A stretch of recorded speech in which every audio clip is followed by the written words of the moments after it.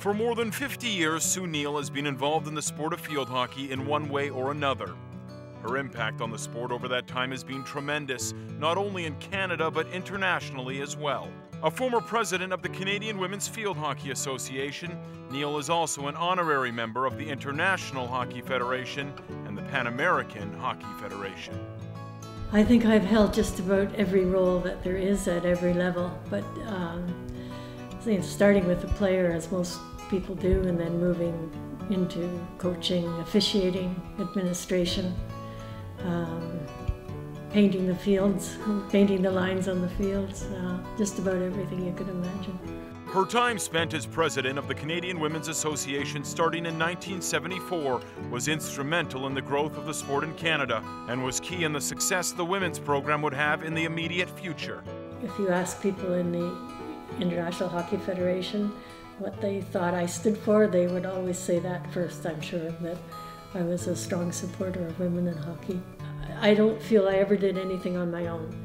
It was always with a group, a small group, a bigger group, working together. But one thing I think was very important was that it was a time when government funding was becoming stabilized for sport. And so I think during that period, I was able to make sure that the funding for field hockey, on the women's side at least, was fairly stable. So that was a kind of something with a legacy to it.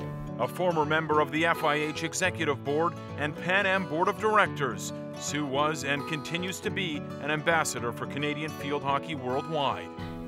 I sort of got on what might be called a pathway that you play, and then eventually you become involved in administration and you become involved in coaching, and you just keep going from the local level to the provincial level to the national level to the international level.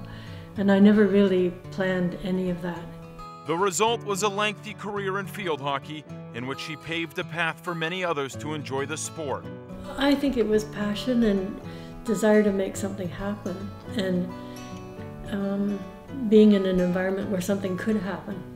Like, I'm not sure if I got shut down every step along the way, I would have continued to push on, but it was just, the environment was such that if you worked hard, you could make things happen. Congratulations to Sue Neill on her induction into the Field Hockey Canada Hall of Fame.